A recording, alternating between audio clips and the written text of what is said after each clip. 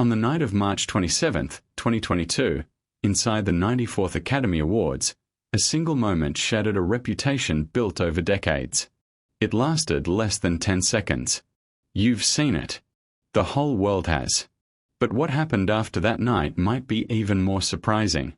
Because to understand where things stand now, you have to go all the way back to where it really began. And trust me, that beginning isn't what most people expect. Long before the movies, before the fame, before Hollywood, there was Philadelphia in the early 1980s. Hip-hop was growing fast, raw and creative, but still finding its identity. That's where a young Willard Carroll Smith Jr. met DJ Jeffrey Towns. Together, they became DJ Jazzy Jeff and the Fresh Prince. But here's what made them different. While other rappers leaned into gritty street stories, they went the opposite way. Clean, funny, relatable. Music you could play on the radio without hesitation. And it worked. But how far could that kind of style really take them? Their big moment came fast. After signing with Jive Records, they released songs that spoke about everyday life, school, parents, awkward situations. Then in 1988, Parents Just Don't Understand changed everything. It didn't just become popular, it made history. In 1989, it won the first ever Grammy for Best Rap Performance. Suddenly, Will Smith wasn't just a rapper. He was one of the faces of a rising global culture. But success that comes too fast often comes with a cost, and this is where things started to slip. Money poured in. And just as quickly, it went out.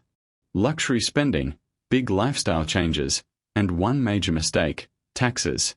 By his early 20s, Will Smith was already facing millions in IRS debt. $2 to $3 million. Think about that for a second. At the peak of early fame, everything was already at risk. So what do you do when the dream starts to crack? For him, the answer came from an unexpected place: television. Around 1990, a new idea landed in front of him. A sitcom about a street-smart kid from West Philadelphia moving into a rich family's mansion in Bel Air. It sounded risky, different, maybe even strange. But he said yes. And just like that, everything changed again. The Fresh Prince of Bel Air was born. But was this just a temporary fix, or something much bigger? The show premiered in September 1990 and quickly found its audience. It wasn't like other sitcoms. It mixed fast, street-style humor with classic family storytelling.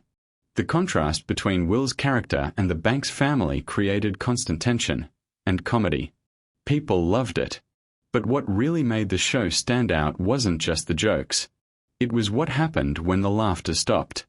There was one moment that defined it all. Season 4. Will's estranged father returns, and then leaves again. The scene builds quietly, then breaks wide open with one line. "How come he don't want me, man?" It didn't feel like acting. It felt real. Raw. And suddenly, this wasn't just a comedy anymore. It was something deeper. But why did that moment hit so hard? Because the show wasn't afraid to go there. It tackled real issues: abandonment, race, class, identity. It used humor to pull you in, then hit you with truth. Over 6 seasons and 148 episodes, it turned Will Smith into a global star. But by the time it ended in 1996, something else was already happening behind the scenes. Hollywood was calling. And this time, the stakes were even higher. His film career kicked off with Bad Boys in 1995. Action, comedy, chemistry, it worked. The movie made over $140 million worldwide. Suddenly, he wasn't just a TV star anymore. Then came 1996 and Independence Day. A massive alien invasion story. Big scale. Bigger audience. It made over $800 million. That's when things really changed. But could he keep that momentum going? He did. In 1997, Men in Black sealed the deal. Another huge hit. Another global success. By the end of the 90s, Will Smith had become one of Hollywood's most reliable stars. Studios trusted him. Audiences showed up. But then he made a move few expected. He slowed down and got serious. In 2001, he played Muhammad Ali. Not just a role, a transformation. The performance earned him his first Oscar nomination. Then in 2006, The Pursuit of Happiness showed a different side of him. Vulnerable, struggling, human. Another nomination followed. At this point, he wasn't just a blockbuster star. He was respected, balanced between commercial success and critical acclaim. So everything was perfect, right? Not exactly. Behind the fame was a very public personal life.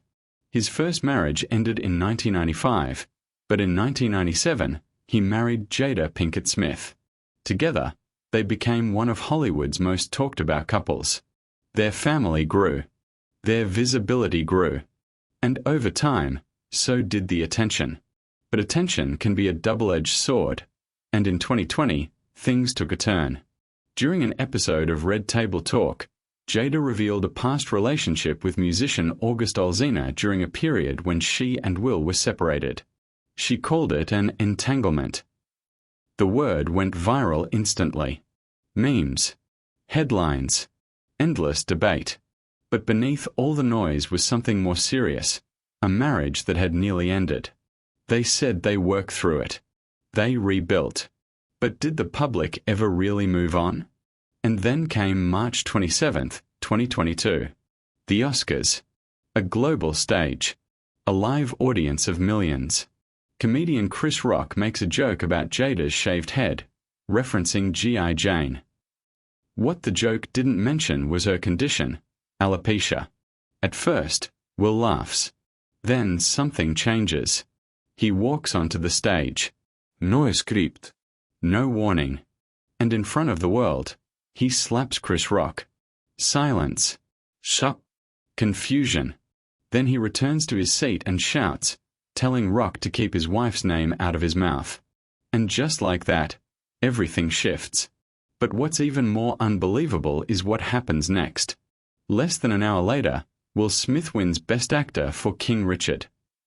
He gives an emotional speech, talks about love, protection, family. But the moment is already overshadowed. The world isn't talking about the award. It's talking about the slap. Within hours, it's everywhere. Every platform. Every headline. But what would the consequences be? Days later, he apologizes publicly. Chris Rock doesn't press charges.